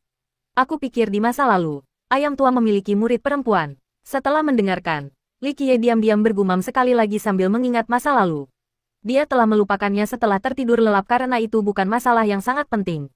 Apa yang kamu katakan, kakak hebat? Nan Huairen bertanya karena dia tidak mendengarnya. Li Qiye dengan lancar menghindari pertanyaan. Tidak ada. Jadi keturunan utama mereka sekarang adalah seorang wanita. Sudah diketahui bahwa di antara dua sekte kami, sudah lama tidak ada hubungan mertua. Di era ini, keturunan utama mereka memang seorang wanita. Dia berhenti sejenak untuk melihat ekspresi Li Qiye. Aku juga mendengar bahwa keturunan mereka, Li Xuangyan, memiliki fisik raja bawaan. Mendengar cerita Nan Huairen, Li Qiye memiliki pemahaman yang lengkap tentang situasinya. Gerbang 9 Saint Iblis secara alami tidak ingin mengawinkan keturunan dengan bakat dan potensi seperti itu dengan murid dari sekte yang menurun. Li Qiye sedikit terkekeh, itu membuat segalanya sedikit lebih menarik. Nan Huairen dengan terkejut menatap Li Qiye yang tenang. Dia merasa aneh bahwa seorang anak laki-laki biasa pada usia 13 tahun mampu menghadapi segalanya seperti bangsawan kerajaan yang telah melalui banyak cobaan. Jika orang lain yang mendengar kata-kata Nan Huairen, mereka akan menjadi cemas, bahkan ketakutan. Namun, Li Qiye benar-benar mengkhianati akal sehat dan melanjutkan dengan sikap acuh tak acuh. Tetua pertama dengan dingin bertanya begitu Li Qiye memasuki ruang leluhur, apakah Nan Huairen memberitahu kamu tentang situasi saat ini? Sejujurnya, 6 tetua tidak menyambut pemborosan seperti Li Qiye. Namun, karena situasi saat ini, mereka berharap bahwa dia tidak akan benar-benar tidak berguna dan bahwa dia bisa melewati ujian gerbang 9 Saint Iblis melalui keberuntungan belaka. Pada saat ini, sekte kuno dupa pembersihan benar-benar membutuhkan dukungan yang kuat. Seperti menjadi mertua dengan raksasa seperti gerbang 9 Saint Iblis. Meskipun peluang keberhasilannya sangat kecil, mereka masih ingin mencoba. Li Qiye dengan ringan menganggukkan kepalanya. Tetua yang terhormat, aku mengerti sepenuhnya. Bagus, selama kamu bisa lulus uji coba, kami akan memberi kamu hadiah yang mahal. Nada suara tetua pertama sedingin es seolah mengejek sikap tenang Li Qiye. Li Qiye dengan elegan tersenyum dan dengan sopan berkata, aku sangat bersedia menghadiri persidangan, tetapi aku memiliki 3 syarat. Kurang ajar, salah satu tetua berteriak, kamu berani bernegosiasi di depan para tetua. Murid lain manapun akan takut menghadapi murka para tetua, tetapi Li Qiye hanya mengejek dengan ringan. Tetua, jangan marah. Jika aku benar-benar lulus ujian, itu akan menjadi kontribusi besar bagi sekte tersebut. Kerja keras harus dihargai, bukan? Seharusnya wajar bagiku untuk memberikan beberapa kondisi mengingat bahaya tugas itu. Tetua ini sangat tidak senang dengan sikap Li Qiye. Jadi dia meraungkan tanggapannya. Kalau begitu tunggu sampai kamu lulus ujian. Kita bisa mendiskusikannya kalau begitu. Jadilah, tetua pertama menganggukkan kepalanya lalu melanjutkan. Jangan khawatir. Selama kamu lulus uji coba, kamu bebas memilih metode kultivasi apapun kecuali hukum rahasia kehendak surga dan hukum prestasi kaisar abadi. Aku tidak berpikir para tetua lainnya akan keberatan dengan ini. Keenam tetua saling melirik dan merenungkan gagasan itu. Jika dia memang lulus persidangan, maka saran tetua itu benar-benar masuk akal. Syarat lain bisa menunggu sampai setelah persidangan. Li Qiye akhirnya tersenyum. Namun, ada satu syarat yang harus aku nyatakan sebelumnya sehingga akan ada cukup waktu untuk persiapan. Setelah aku mencapai tingkat akumulasi fisik, aku memerlukan pasta obat dari tingkat Sein. Setelah mendengar permintaan Li Qiye, wajah keenam tetua berubah masam. Mereka secara kolektif berteriak pada saat yang sama. Seberapa serakah kamu? Li Qiye berpura-pura tidak mendengar teriakan keras mereka dan melanjutkan sambil perlahan mengucapkan setiap kata. Tetua, pernikahan antara dua sekte kita adalah masalah besar. Jika semuanya berjalan dengan baik, itu akan menjadi kontribusi besar bagi sekte tersebut. Pasta obat tingkat Sein mungkin berharga, tetapi aku percaya itu adalah perdagangan yang adil. Tetua ini tidak senang dan dengan dingin mendengus. Hamif, menurutmu pasta obat dari kelas Sein sangat mudah didapat? Tetua pertama kemudian melirik Li Qiye dan berkata, jika kamu berhasil, maka menghadiahkan pasta Sein Grade tidak terlalu keterlaluan. Tapi sekarang, kami tidak dapat mengakomodasi kamu karena kami kekurangan obat-obatan tertentu yang berkhasiat untuk resep pasta Sein. Melihat bahasa tubuh yang lebih tua, Li Qiye diam-diam menghela nafas kecewa. Dia terlalu memikirkan sekte kuno dupa pembersihan. Di masa lalu, harta karunnya praktis tak terbatas. Bahkan berisi pasta kelas immortal. Jadi pasta Sein sepele dibandingkan. Baik, aku akan mundur satu langkah. Aku ingin pasta king tingkat tertinggi. Para tetua saling melirik. Akhirnya, tetua pertama mengakui, ini bisa aku terima. Tetapi syaratnya adalah kamu masih harus berhasil. Li Qiye tersenyum pada tetua pertama dan menjawab, di luar ini, aku memiliki permintaan kecil lainnya sebelum aku pergi ke gerbang 9 Sein Iblis. Tanpa mengetahui betapa berbahayanya itu, aku perlu mempelajari beberapa teknik dan memiliki satu atau dua senjata pertahanan. Tetua Cao, salah satu dari 6 tetua, berbicara dengan ketidakpuasan. Jadi sepertinya kamu masih sedikit cerdik dan mencoba mengambil keuntungan dari situasi ini untuk keuntungan pribadi. Tetua pertama benar-benar bersimpati dengan gagasan ini dan menganggukkan kepalanya. Bagaimana dengan ini? Di sekte dalam adalah teknik dan senjata. Kamu dapat memilih satu dan hanya satu. Apa yang dipikirkan para tetua lainnya? Meskipun para tetua lainnya tidak ingin mengakomodasi Li Qiye, mereka tetap setuju dengan tetua pertama. Mereka tahu peluang sukses untuk Li Qiye hampir nol. Bahkan jika mereka memberinya senjata dan teknik, itu tidak akan meningkatkan kemungkinannya banyak, tetapi sedikit lebih baik daripada tidak sama sekali. Tetua terlalu khawatir. Aku tidak serakah itu. Li Qiye secara alami mengetahui pikiran para tetua dan dengan tenang tersenyum. Aku mendengar bahwa kami memiliki teknik bernama pisau ganda tak terlihat, yang dapat dipelajari dalam waktu singkat. Aku ingin teknik ini serta sepasang bilah untuk menemaninya. Apakah ini bisa diterima? Para tetua memutar mata mereka karena terkejut setelah mendengar Li Qiye. Mereka awalnya mengira bahwa bocah serakah ini akan meminta teknik tingkat kaisar. Tetapi ternyata dia sebenarnya menginginkan teknik yang normal. Pisau ganda tak terlihat, kan? Tetua pertama mengelus jenggotnya. Tetua lain dengan cepat menjawab. Tetua pertama, itu hanya teknik bela diri dan tidak cukup untuk penggunaan praktis. Di dunia kultivasi, bahkan merit law yang paling sederhana pun akan mengungguli seni bela diri apapun. Tetua ini bertanggung jawab atas penugasan hukum prestasi di sekte, jadi dia sangat berpengetahuan tentang manual mereka. Itu bukan masalah. Nan Huairen, bawa pisau ganda tak terlihat ke puncaknya dan berikan dia sepasang pedang ganda terbaik. Tetua pertama senang dengan permintaan sederhana ini. Pendapatnya tentang Li Qiye menurun dari keputusan tidak bijaksana Li Qiye. Orang akan berpikir bahwa sekte ingin memberikan semua bantuan yang mereka mampu untuk membantu Li Qiye. Tetapi jauh di lubuk hati, semua tetua tahu bahwa tidak peduli teknik dan senjata apa yang mereka berikan kepadanya, menyelesaikan persidangan tetap tidak mungkin. Mereka hanya bertujuan untuk meminimalkan kerugian sekte mereka. Melihat Li Qiye tidak serakah, seorang tetua puas dan dengan murah hati bertanya, apakah kamu memiliki permintaan lain? Li Qiye dengan rendah hati menjawab, si kecil ini tidak membutuhkan hal lain saat ini. Tetua pertama dengan serius berkata, bagus, kembali dan bersiaplah. Kamu akan berangkat dalam 3 hari. Setelah kamu kembali, kamu dapat menyelesaikan upacara leluhur untuk naik ke posisi kamu. Tentu saja, itu hanya jika dia bisa kembali hidup-hidup. Para tetua memiliki keraguan besar. Nan Huairen membawa teknik dan pedang ke puncak Likie tepat setelah dia kembali. Dia puas dengan pedang bulan sabit. Lekukan bilah kadang-kadang bersinar dengan tajam. Namun, ini hanya kelas fana dan tidak cocok untuk kultivator. Tidak peduli seberapa tajam ujungnya, itu tidak bisa dibandingkan dengan persenjataan magis. Setelah Nan Huairen pergi, Likie perlahan membaca teknik pisau ganda tak terlihat. Setiap kata dan frase yang diucapkan olehnya akan direplikasi dalam pikirannya. Saat itu ketika dia masih gagak gelap, meskipun dia telah berhasil melarikan diri dari gua iblis abadi, situasinya belum stabil. Kadang-kadang masih akan terpengaruh oleh gua. Setiap kali dia merasa seperti ini, dia akan segera menyegel dirinya sendiri dan memaksa jiwanya untuk tertidur lelap. Dia telah menghabiskan bertahun-tahun yang berliku-liku di setiap era untuk pergi ke lokasi yang paling berbahaya. Dia telah jatuh ke tangan banyak tuan dan harus melewati banyak kesengsaraan. Tetapi karena ini, dia dapat melihat banyak hukum jasa, bahkan hukum jasa kaisar dan metode abadi. Karena dia takut suatu hari dia tidak akan bisa mengendalikan dirinya dan dipanggil kembali ke gua iblis abadi. Dia selalu menghapus ingatannya tentang metode dan teknik yang telah dia pelajari untuk menghindarinya jatuh ke tangan gua.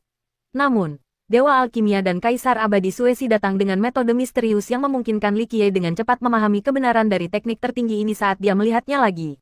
Saat ini, segala sesuatu yang berhubungan dengan penguasaan, pisau ganda tak terlihat, telah ditarik kembali. Mengambil napas dalam-dalam dan membandingkan manual di kepalanya dengan versi yang tertulis di depannya, dia menemukan bahwa tekniknya kurang sesuatu. Ini sangat mengkhawatirkannya. Pada kenyataannya, itu normal untuk teknik seperti bilah ganda tak terlihat untuk menjadi bagian yang hilang. Pada akhirnya, itu tidak cukup. Untuk mencapai puncak, di mata para kultivator, ini hanya seni kecil. Setelah jutaan tahun, tidak banyak orang di sekte kuno dupa pembersihan yang benar-benar mempelajari teknik ini. Memfokuskan pikirannya sekali lagi, Likie akhirnya memahami kebenaran tersembunyi di balik teknik itu dan tersenyum lembut. Meskipun fisiknya, roda kehidupan, dan istana takdirnya semuanya kelas mortal, pengetahuan dan tekadnya berada di atas apa yang dimiliki semua jenius. Yang lebih penting adalah ketika dia menjadi gagak kegelapan, dia menjalani berbagai metode penyiksaan. Ada saat ketika dia dipenjara selama 10.000 tahun tanpa melihat matahari, jadi tekadnya sangat kuat. Tidak ada yang bisa menggoyahkannya, dan tidak ada kesulitan yang bisa membuatnya mundur selangkah. Dia dengan lembut menepuk manual, usahanya untuk menguasai teknik tersebut telah membangkitkan ingatannya akan masa lalu. Sebuah rahasia yang tidak diketahui oleh seorang murid pun di era saat ini. Tahun itu, Minren muda biasa berlatih teknik pisau ganda tak terlihat. Kemudian, ketika dia menjadi kaisar abadi yang memerintah 9 dunia, dia mengenang teknik ini. Dia sekali lagi mengolahnya, perlahan menyempurnakan teknik bela diri yang normal. Tentu saja, teknik normal ini tidak sebanding dengan hukum jasa kaisar yang dia ciptakan juga, apalagi hukum rahasia kehendak surga. Minren sendiri juga tidak ingin keturunannya mempraktikkan teknik ini. Dengan demikian, teknik tersebut telah terbengkalai di perpustakaan sekte selama ribuan tahun. Tidak ada yang memahami kebenaran termasyhur di balik teknik yang dibentuk oleh kenaikan pangkat kaisar abadi. Ketika Likie melihat Minren menyempurnakan tekniknya, dia akan selalu menggodanya. Bahkan jika teknik bela diri ini dikembangkan hingga puncaknya dan mampu membunuh bangsawan kerajaan, tidak ada yang mau menggunakannya. Kultivator normal hanya bisa melihat kualitas eksternal, sehingga teknik bela diri ini berada dalam kegelapan. Bahkan setelah digoda oleh Likie, Kaisar Abadi Minren hanya tersenyum. Tak disangka Likie benar-benar menebak dengan benar tentang nasib seni bela diri ini. Mengosongkan pikirannya dari pikiran yang tidak perlu, dia mengambil bilah ganda dan mulai berlatih.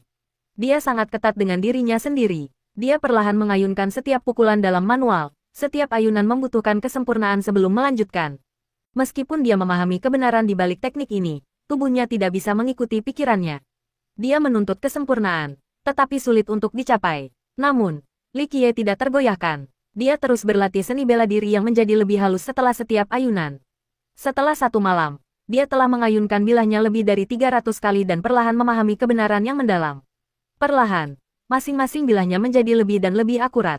Meskipun dia memiliki ingatan yang tak terhitung banyaknya dan rahasia yang menakutkan, dia mengerti bahwa jika dia ingin sepenuhnya menghancurkan gua iblis abadi, dia harus meningkatkan usahanya 10 kali lipat, tidak, 100 kali lipat untuk mencapai tujuannya. Tidak ada yang memahami gua iblis abadi lebih baik darinya di era saat ini. Dalam 3 hari ini, Likie tidak meninggalkan vilanya. Dia memenjarakan dirinya di tempat suci bagian dalam untuk menyempurnakan pedangnya. Ada terlalu banyak ketidakpastian dalam hidup, jadi dia harus dalam kondisi prima untuk memerangi bencana apapun yang mungkin datang. 3 hari kemudian, perjalanan ke gerbang 9 iblis-iblis akan segera dimulai. Hanya Nan Huairen dan pelindung sekte dengan nama keluarga Mo yang datang. Sekte kuno dupa pembersihan memiliki total 6 tetua, 12 pelindung, dan 36 pemimpin.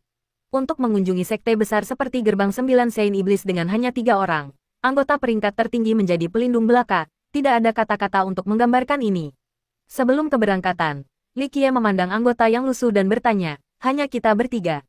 Pelindung Mo, penguasa Nan Huairen, sangat hemat dengan kata-katanya. Setelah dia mendengar pertanyaan itu, dia hanya melirik Li Qiye tanpa menjawab.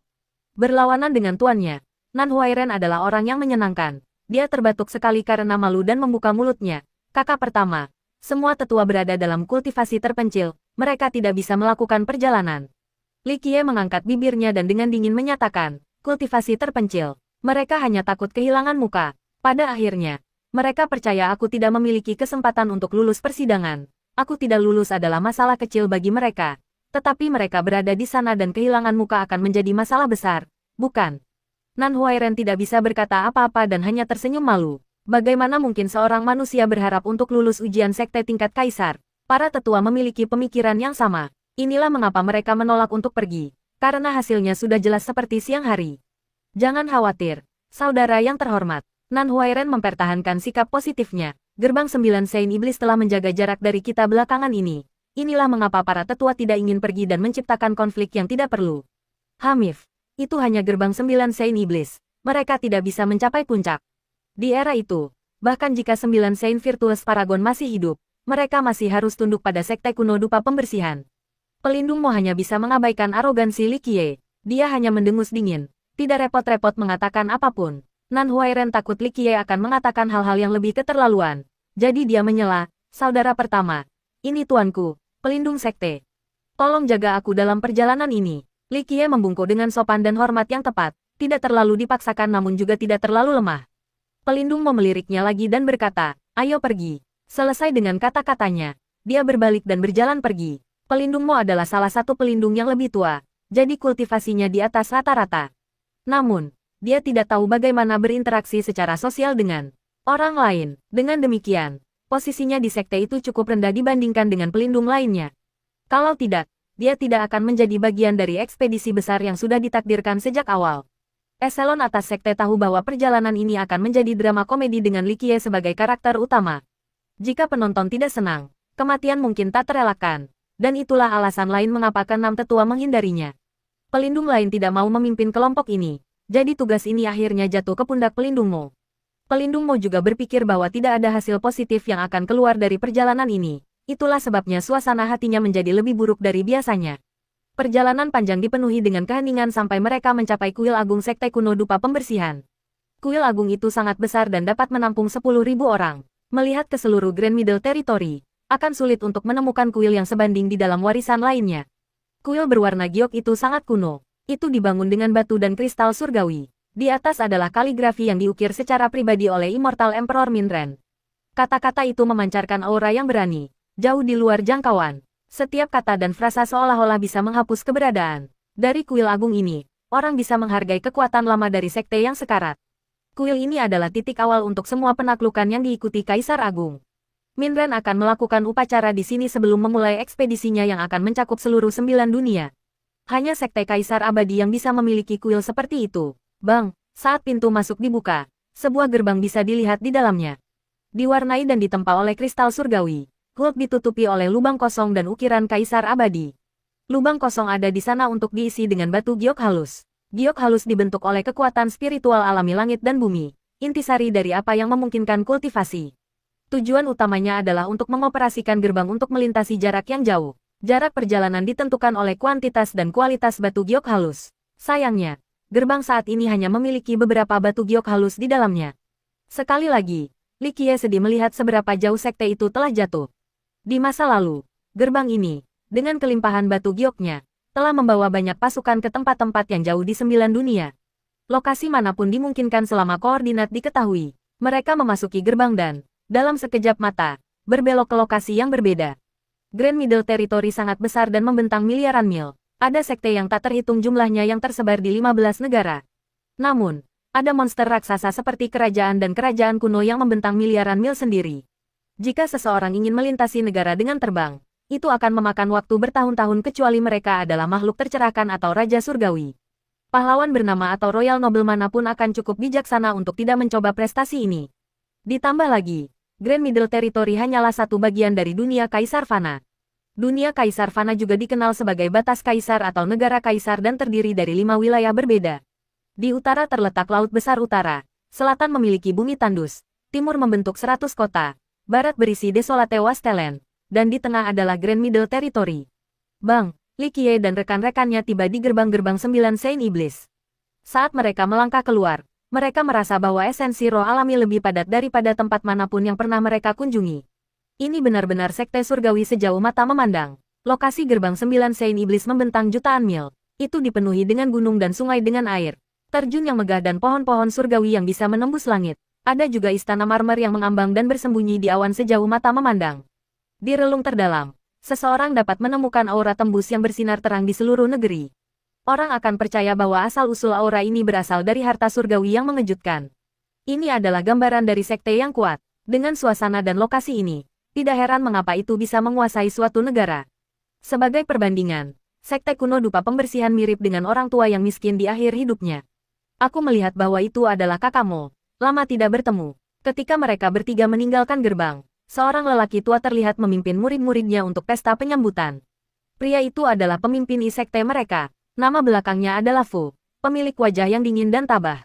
Matanya berisi tatapan yang kuat dan tubuhnya memancarkan aura yang bersinar. Watak alaminya adalah salah satu yang bisa menanamkan rasa takut pada jiwa yang lebih lemah. Meskipun dia hanya seorang pemimpin, dia memiliki kekuatan pahlawan bernama yang dibuktikan dengan aura yang terpancar dari tubuhnya. Di sekte kuno dupa pembersihan, hanya tetua yang memenuhi syarat untuk gelar pahlawan bernama. Apakah ini murid utamamu? Itu benar. Li Qiye adalah murid utama sekte aku. Pelindung Mo tersenyum pahit. Bakat dan konstitusi Li Qiye tidak bisa dibanggakan. Uji coba. Ini hanyalah kompetisi persahabatan. Saudara Mo tidak perlu khawatir tentang itu. Pemimpin bagian Fu menunjukkan senyum lembut. Li Qiye tersenyum kembali pada pemimpin bagian Fu dan dengan elegan mengungkapkan perasaannya. Hanya percobaan. Itu tidak bisa mencapai puncaknya. Pemimpin Ifu mengabaikan komentar licik Li Qiye dan malah berbicara dengan pelindung Mo. Kakak Mo, tolong ikuti aku. Dalam pikirannya, pahlawan bernama yang berdebat dengan junior seperti Li Qiye tidak pantas untuk pria dengan statusnya. Protektor Mo. Di sisi lain, dengan marah menatap Li Qiye. Pemimpin bagian Fu memimpin ketiganya ke ruang pertemuan berukuran sedang. Ruangan seperti itu hanya digunakan untuk menjamu tamu yang tidak terlalu penting. Untuk acara yang berpengaruh seperti pernikahan antara dua sekte, gerbang 9 Saint Iblis membiarkan seorang pemimpin saja yang mengurus negosiasi. Tidak hanya itu, kesopanan yang mereka tunjukkan sama untuk tamu biasa, membuatnya jelas bahwa mereka tidak terlalu menekankan acara tersebut. Setelah menempatkan para tamu di tempat istirahat mereka, pemimpin bagian Fu berbicara dengan bahasa yang berbunga-bunga tanpa ketulusan dan dengan cepat pergi. Pelindung Mo secara mental siap untuk kurangnya keramahan, jadi dia tidak marah, hanya serius. Pemimpin bagian Fu langsung menuju ke tempat suci dalam sektenya setelah membantu menyelesaikan kelompok pelindung Mo. Mendekati sebuah kuil kuno, ia bertemu dengan seorang tetua. Tetua itu mengambang di udara dan lingkaran cahaya surgawi berada di atas kepalanya. Sementara itu berputar tanpa henti. Setiap helai kebenaran dunia yang mengambil bentuk fisik terlihat menutupi tubuhnya. Tidak ada yang sebanding dengan tekanannya. Seorang dewa tampaknya ada di antara kami. Bagaimana murid utama dari sekte kuno dupa pembersihan? Suara gemuruh tetua ini menghantam sekeliling. Tetapi suara yang menanamkan rasa takut ke dalam hati orang lain ini hanya bisa terdengar di dalam kuil. Saat berada di luar, pemimpin bagian Fu sangat arogan dengan gelarnya sebagai pahlawan bernama. Namun, dia hanya bisa gemetar ketakutan sekarang. Dia berlutut dan berbicara. Tetua terkasih, itu hanyalah seekor semut. Seorang manusia biasa. Seorang bocah muda yang bodoh dan sombong yang tidak layak untuk didiskusikan. Aku mengerti. Pergilah. Suara gemuruh terdengar. Lagi, itu mampu menanamkan rasa takut pada orang lain bahkan ketika mata si tetua tertutup. Pemimpin bagian Fu dengan sopan membungkuk sekali lagi dan dengan hati-hati meninggalkan kuil. Tubuhnya berkeringat setelah pergi. Dia hanya seorang pemimpin jadi dia tidak memiliki kualifikasi atau status untuk bertemu dengan seorang tetua.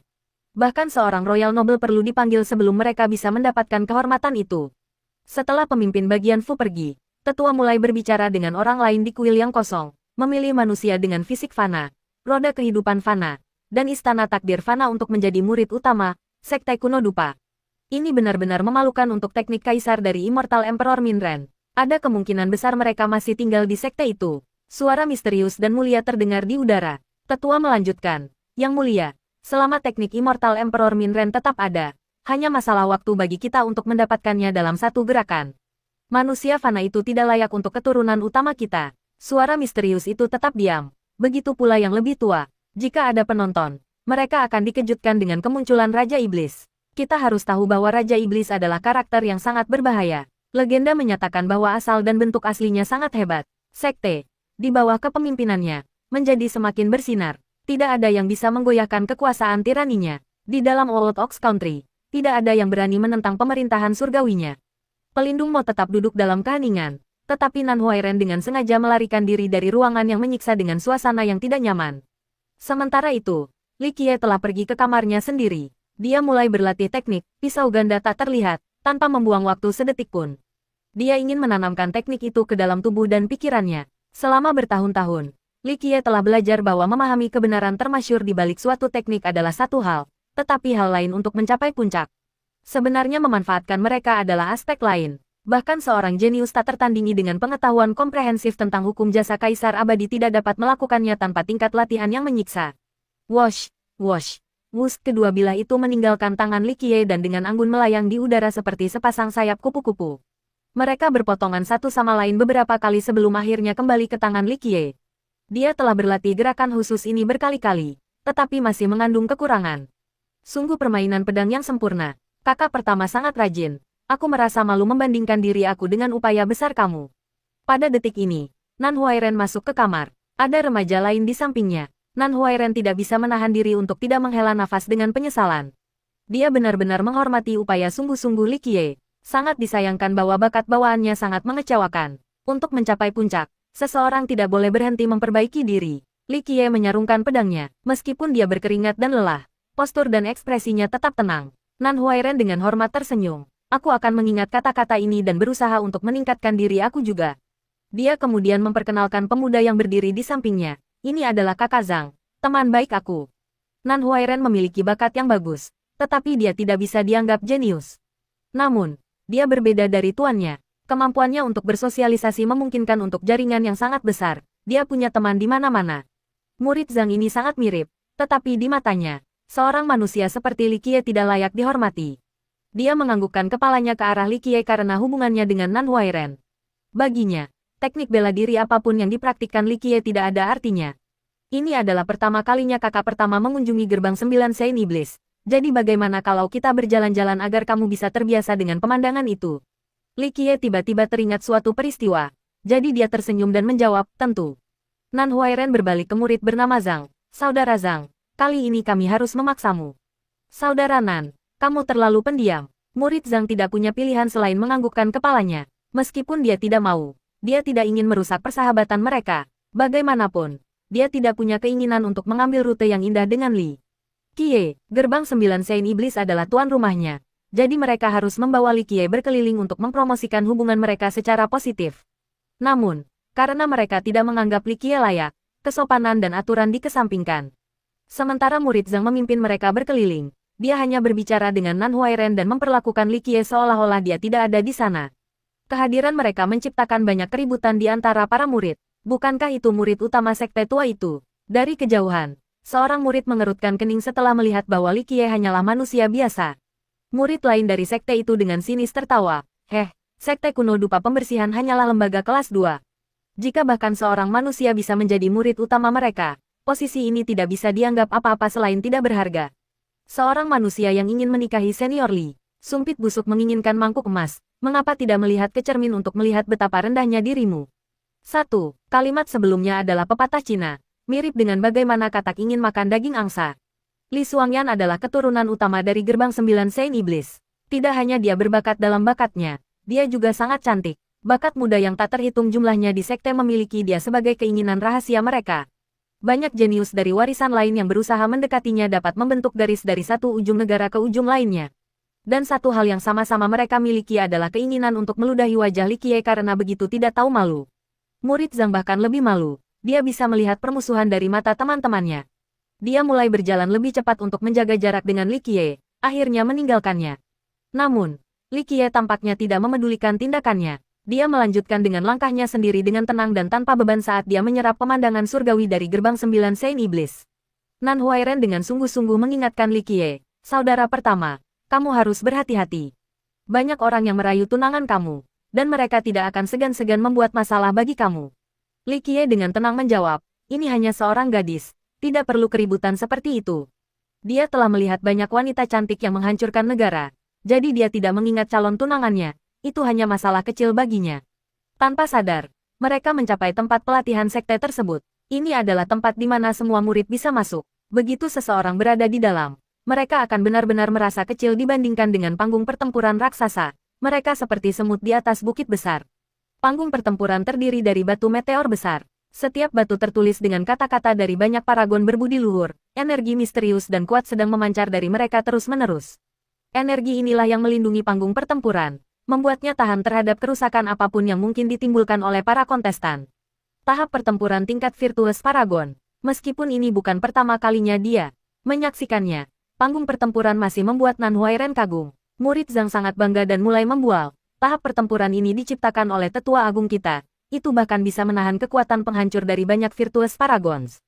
Nan Huairen hanya bisa bergumam dalam volume rendah. Di masa lalu, Sekte Kuno Dupa Pembersihan kami juga memiliki panggung pertempuran.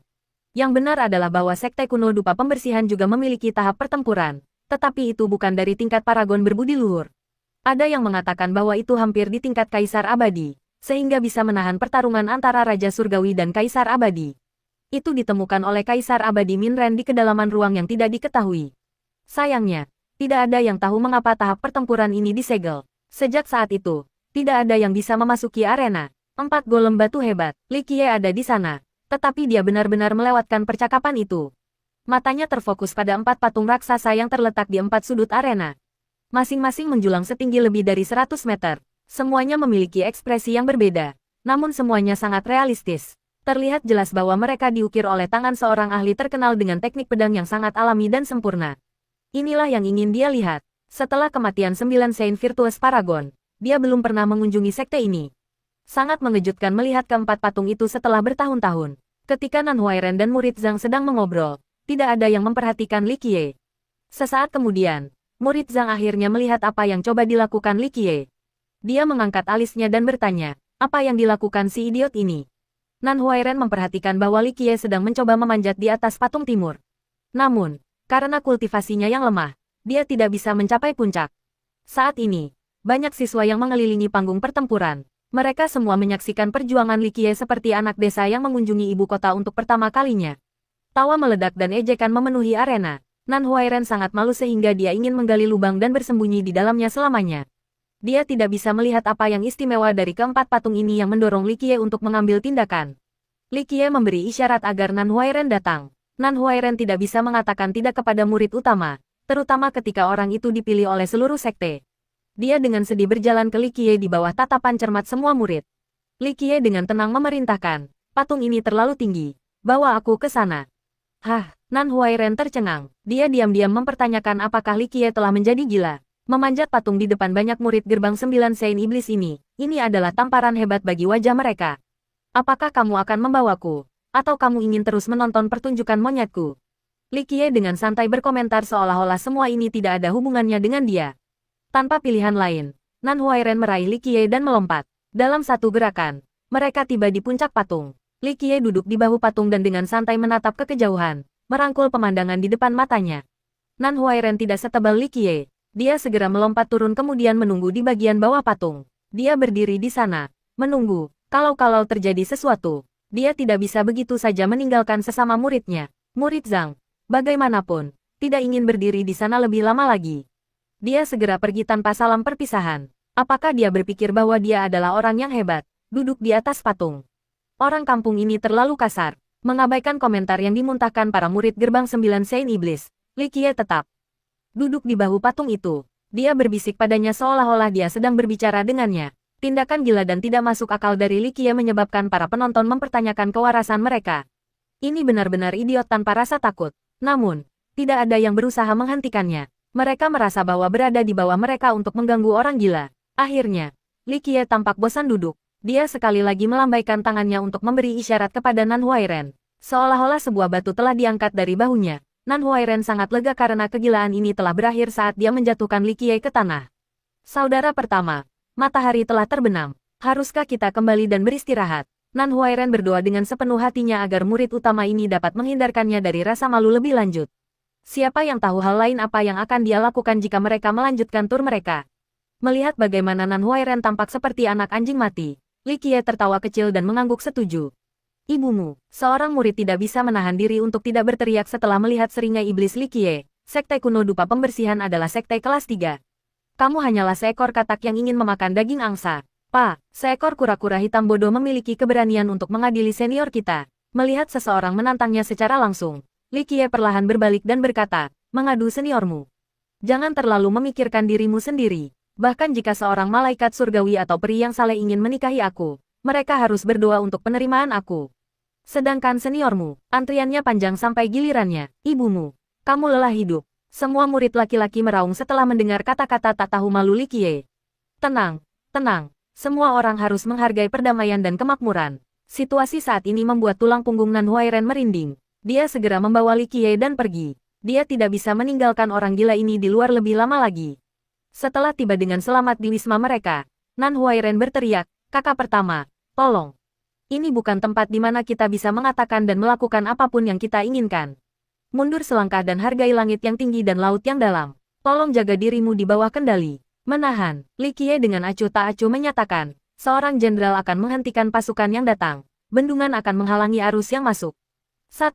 Ini adalah pepatah Cina lainnya. Ini memberitahu seseorang untuk tidak khawatir. Hampir seperti kesera-sera.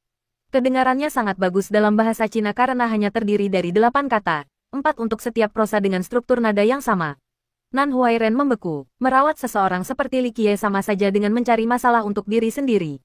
Dia benar-benar menyesal mengambil misi ini untuk pergi ke gerbang 9 Sein Iblis. Setelah peristiwa di panggung pertempuran, banyak murid gerbang 9 Sein Iblis marah. Du Yuangwang adalah salah satu dari mereka yang benar-benar ingin membunuh Li Qiye. Dia adalah murid luar, tetapi bakat bawaannya di atas rata-rata, sehingga banyak yang menyebutnya sebagai jenius kecil. Dia baru bergabung dengan sekte selama 5 tahun, tetapi dia sudah mencapai tahap puncak istana sementara. Selama dia berhasil lulus ujian tahun ini, dia bisa menjadi murid batiniah. Du Yuangwang sangat menyukai Li Xuangyan. Selama ujian masuknya, dia adalah salah satu penyelenggara utama. Cinta pada pandangan pertama, dia juga berpikir bahwa dia mengenali keterampilan dan bakatnya sejak dia menerimanya. Dia sangat percaya diri pada kemampuannya dan berharap dia menjadi mitra daunnya. Jadi keberadaan Li Qiye secara alami menjadi duri di matanya. Mata Du Yuangwang mengungkapkan niat. Membunuhnya saat dia bergumam pada dirinya sendiri. Manusia ini tidak tahu batasnya sendiri. Jika aku tidak memberinya sedikit pelajaran, dia akan terus berpikir bahwa dia berada di atas langit dan bumi. Keesokan harinya, Li Qiye bangun dan langsung bertanya apakah Nan Huairen ingin pergi melihat-lihat lagi. Dia ingin melihat apakah ada yang tersisa dari zamannya.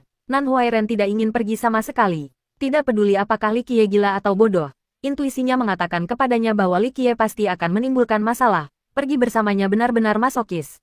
Sayangnya, Li Qiye sudah berbalik dan memulai perjalanannya di sekitar sekte. Nan Huairen tidak punya pilihan selain mengikutinya. Acara terpenting selama perjalanan ini adalah sidang pernikahan.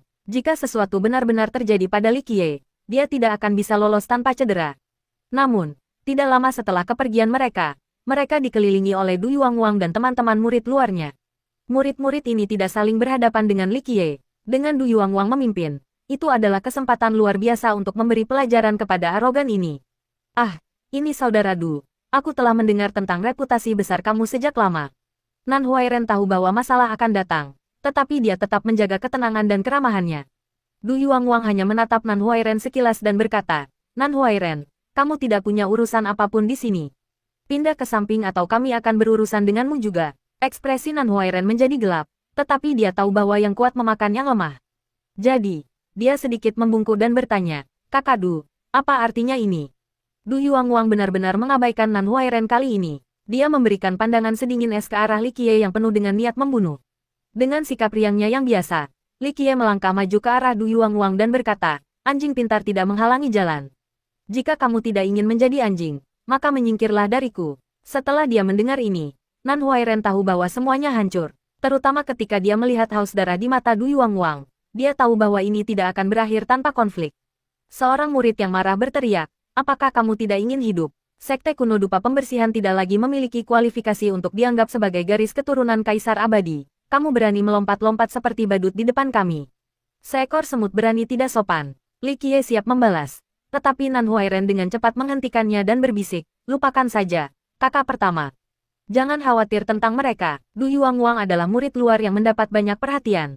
Dia juga murid terbaru dari pelindung Hua. Jika dia lulus ujian tahunan, dia akan segera menjadi murid batin. Niat Nan Huairen adalah untuk mengingatkan Li Qiye bahwa mereka tidak mampu memusuhi seseorang seperti Du Yuangwang. Dia mendapat dukungan dari pelindung dari gerbang 9 Sein Iblis.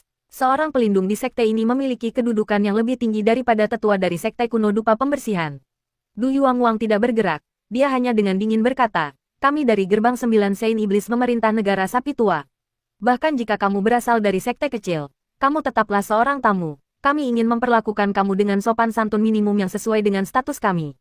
Namun, salah satu saudara laki-laki aku baru-baru ini kehilangan harta karun. Ini bukan kejadian umum di sekte kami yang terhormat. Kulit Nan Huairen tenggelam saat dia mulai panik. Kakak Du, apa arti kata-katamu?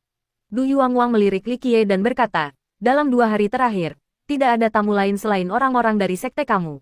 Du Yuangwang dengan jelas menyiratkan bahwa pencuri itu berasal dari sekte kuno dupa pembersihan. Hal ini tidak hanya mempengaruhi satu orang karena juga sangat mempengaruhi reputasi seluruh sekte. Bahkan seseorang yang lihai seperti Nan Huairen tidak bisa tidak menunjukkan ekspresi jelek. Saudara Du, tolong perhatikan apa yang kamu katakan. Nan Huairen ingin menangani masalah ini secara diplomatis, tetapi sekarang menyangkut reputasi sektenya sendiri. Dia tidak akan tahan dengan penghinaan seperti itu. Perhatikan apa yang aku katakan. Sekte kamu sepi dan miskin seperti pengemis. Siapa yang bisa menjamin bahwa pencuri tidak menyusup ke sekte kamu? Murid utama kamu hanyalah sepotong sampah. Jadi untuk mengatakan bahwa pencuri yang direkrut sekte kamu tidak masuk akal. Wajah Nan Huairen memerah karena marah. Sebagai orang yang benar-benar peduli dengan sektenya, dia tidak tahan dengan ejekan ini. Jadi dia menjawab, Saudara Du, kami ingin bertemu dengan pemimpin bagian Fu dari sekte kamu. Tidak peduli apa yang terjadi, kami menuntut jawaban dari sekte kamu mengenai tuduhan tak berdasar ini. Du Yuangwang tertawa terbahak-bahak untuk beberapa saat sebelum dia dengan percaya diri menjawab, temui pemimpin bagian Fu. Nan Huairen, bukan karena aku tidak ingin memberikan martabat untuk kamu, tetapi kamu dan sampah ini tidak memiliki kualifikasi untuk meminta pertemuan dengan pemimpin bagian Fu. Pemimpin kami mampu dianugerahi gelar pahlawan bernama, dan tidak diketahui apakah para tetua kamu mampu melakukan hal yang sama. Mungkin tetua kamu memenuhi syarat untuk bertemu dengan pemimpin bagian Fu, tetapi kamu dan sampah ini bahkan tidak memikirkannya. Setelah dia menyelesaikan pidatonya, Du Yuangwang dengan dingin menatap Li Qiye. Murid-murid lain bertepuk tangan setuju dan mulai mengejek Li Qiye dengan kata-kata kasar lagi. Nan Huairen gemetar karena marah, tetapi Li Qiye mempertahankan ketenangannya dan dengan hati-hati menjawab, bagi aku, tidak masalah jika rencana ini berasal dari kamu, pemimpin, atau bahkan pelindung kamu. Terus terang, itu karena kamu jatuh cinta dengan senior kamu. Aku pikir namanya Li Xuangyan. Meskipun aku belum pernah melihatnya sebelumnya, kamu terlalu picik. Pertunangan keturunan utama kamu, Li Xuangyan, hanyalah urusan sepihak. Karena aku menghormati status sekte kamu saat ini, aku akan mempertimbangkan untuk menjadikannya sebagai pelayan. Dan untukmu, Li Qiye melanjutkan, kamu terlalu naif. Jika dewi kamu memiliki bakat seperti itu, dia tidak akan menempatkan kamu dalam pandangannya. Aku sudah tidak peduli padanya. Jadi mengapa kamu mencoba bersaing dengan aku untuknya seperti orang bodoh? Minggir. Kamu harus mencari tempat yang teduh dan beristirahat untuk mendinginkan kepalamu yang panas. Jika kamu ingin mati seburuk ini, aku dengan senang hati akan menunjukkanmu sampai mati. Du Yuangwang marah dengan kata-kata itu, memanggil pedangnya serta auranya. Du Yuangwang, jika kamu ingin bertarung, aku tidak akan menutup mata. Setelah menyaksikan keberanian Li Qiye, Nan Huairen, yang terbakar amarah, merasa jauh lebih baik. Namun, dia tahu bahwa Li Qiye belum pernah berkultivasi sebelumnya. Jadi dia segera berjaga di depannya. Baiklah, aku akan menjagamu dulu, lalu aku akan membunuh kecil itu. Kemarahan yang berapi-api terpancar dari mata Du Yuangwang. Baginya, Li Xuangyan adalah dewi yang tak tersentuh, namun Li Qiye berani menghinanya. Li Qiye perlahan mendorong Nan Huairen ke belakang dan dengan tenang berkata, Huairen, jika seseorang ingin mengambil nyawaku, akulah yang akan mengakhirinya, kamu harus mundur dan menonton. Bagus, bagus, bagus sekali. Du Yuangwang tidak lagi marah dan malah tertawa terbahak-bahak. Ini adalah hal terlucu yang pernah aku dengar. Sepotong sampah sepertimu ingin membunuh seseorang yang berada di panggung istana. Sementara sepertiku, biarlah. Aku akan memberimu kesempatan untuk bertarung. Mengetahui bahwa dia adalah seorang manusia, semua orang tahu bahwa Li Qiye tidak dapat menggunakan hukum jasa apapun. Murid-murid lain mengasihani Li Qiye, teknik bela diri versus hukum prestasi. Kamu bahkan tidak tahu dasar-dasarnya, namun kesombongan kamu menembus atap. Sangat disayangkan, Li Qiye tidak bisa diganggu oleh komentar seperti itu. Dia dengan tenang menyatakan, tidak apa-apa, semua orang bisa menyaksikan pertempuran ini. Dengan mengatakan itu, dia berjalan menuju panggung pertempuran. Kamu tidak bisa. Nan Huairen dipenuhi rasa takut. Dia meraih Li Qiye dan berkata, kakak pertama, ini tidak mungkin. Du Yuanguang telah mencapai puncak tahap istana sementara. Kamu tidak bisa menjadi lawannya. Tidak apa-apa. Dia hanya di istana sementara dan bukan Royal Noble. Dan bahkan jika seorang Royal Noble dari 9 Saint Demon Gate berani mengacaukanku, aku akan mencincangnya menjadi potongan-potongan kecil sama saja tergantung pada suasana hatiku. Li Qiye tersenyum tipis lalu mendorong Nan Huairen menjauh. Kepala Nan Huairen mulai sakit. Pikiran pertamanya adalah bahwa saudara laki-laki pertamanya sudah pikun. Li Qiye baru bergabung dengan sekte selama beberapa hari dan belum mulai berlatih bahkan teknik kultivasi yang paling dasar. Dia hanya memiliki akses ke teknik bela diri, pisau ganda tak terlihat. Seseorang yang hanya berlatih seni bela diri tidak bisa melawan seorang kultivator. Membandingkan teknik bela diri dengan hukum jasa sama dengan membandingkan langit dan bumi. Belum lagi, Du Yuanguang juga ahli di tahap istana sementara. Nan Huairen mendapatkan kembali akalnya dan segera pergi mencari tuannya, pelindungmu. Dia tahu bahwa jika pertarungan ini terjadi, hanya kematian yang akan menjadi hasilnya. Berita pertarungan Li Qiye dan Du Yuanguang sengaja disebarkan oleh para murid gerbang 9 Saint Iblis. Kabar ini dengan cepat menyebar ke seluruh sekte. Du Yuanguang memiliki pengaruh yang cukup besar dan cukup populer di dalam sekte untuk mencapai istana sementara hanya dalam 5 tahun setelah dia diterima. Di sini, dia dianggap jenius di sekte kuno dupa pembersihan saat ini. Dia akan menjadi jenius di antara para jenius. Bahkan para senior yang mendengar tentang tantangan ini terkejut, menantang Du Yuanguang. Beberapa murid yang belum pernah mendengar tentang Li Qiye cukup tertarik. Dia adalah murid terbaru dari pelindung Hua. Meskipun fisik serigala emasnya baru mencapai Hautian, itu masih merupakan tipe fisik yang tangguh. Apa kultivasi murid utama sekte kuno dupa pembersihan saat ini? Seorang murid dengan mengejek menjawab, senior Seng terlalu khawatir. Sekte itu rata-rata terbaik dan tanpa ahli. Murid utama mereka adalah sepotong sampah dengan fisik fana, roda kehidupan fana, dan istana takdir fana. Dia baru bergabung dengan Cleansing Incense Ancient Sect selama 2 hari, jadi dia hanya punya waktu untuk berlatih teknik bela diri. Bahkan hukum jasa yang paling dasar pun menghindarinya. Setelah mendengar berita ini, para senior yang tidak mengenal Li Qiye sebelumnya menjadi semakin bingung. Seorang seniman bela diri menantang seorang kultivator. Dia pasti lelah hidup. Ini sama saja dengan anak sapi yang tidak takut harimau. Sungguh menyedihkan. 1. Pepatah lain. Artinya seseorang terlalu naif untuk mengenali bahaya. Banyak senior kehilangan minat mereka karena mereka percaya pertarungan akan berakhir setelah satu gerakan. Du Yuanguang hanya membutuhkan satu ayunan dan semuanya akan selesai. Berita ini juga sampai ke telinga beberapa pemimpin I dan pelindung. Mereka menggelengkan kepala sambil merenungkan implikasinya. Salah satu pelindung berbicara dengan sikap menyendiri dan dingin. Mungkin ini adalah berkah tersembunyi. Membunuh sepotong sampah bukanlah sesuatu yang bisa dibanggakan. Tetapi jika junior bodoh dari sekte kuno dupa pembersih ingin menantang kita, maka biarkan ini menjadi pelajaran. Komentar ini menyebabkan beberapa pelindung dan pemimpin I merajut alis mereka. Bagaimanapun, itu masih sekte kaisar abadi. Saat ini, ia masih memiliki metode kultivasi tingkat kaisar dan, yang lebih penting, warisan kaisar abadi Minren. Semua orang telah menonton sekte itu seperti harimau lapar menunggu saat yang tepat untuk menyerang. Secara realistis, gerbang iblis 9 Saint hanya perlu mengerahkan pelindung mereka untuk merampok hukum jasa kaisar. Tetapi Raja Iblis saat ini tidak pernah mengungkapkan pemikirannya tentang topik ini. Ini menyebabkan eselon atas tetap diam juga. Jika Raja Iblis memberi perintah, seseorang akan segera pergi dan menghancurkan sekte tersebut tanpa ragu-ragu. Sementara eselon atas masih berunding, Li Qiye sudah berdiri di panggung pertempuran. Cukup banyak orang berkumpul untuk acara ini. Mereka hanya ingin melihat penyiksaan seperti apa yang akan dilakukan Du Yuanguang. Ketika Du Yuanguang melangkah ke panggung pertempuran, seorang murid berteriak keras, "Du senior, gunakan satu tebasan untuk memenggal kepalanya." Yang lain menimpali, satu serangan pedang terlalu berbelas kasih untuknya. Dia berani menghina senior Li dan sekte kami. Jadi kamu harus mengulitinya sepotong demi sepotong. Seorang senior membuka mulutnya. Kematian adalah satu-satunya akibat menghina sekte kami. Junior Du, jangan terburu-buru. Potong tangan dan kakinya. Tetapi jangan bunuh dia. Tunggu sekte kuno dupa pembersihan datang dan minta maaf. Biarkan seluruh Grand Middle Territory. Tidak, seluruh Mortal Emperor World tahu konsekuensi dari menentang kita. Di panggung pertempuran, Li Qiye menatap Du Yuanguang dan menggoda. Bisakah murid gerbang 9 Sein Iblis hanya menggunakan kata-kata?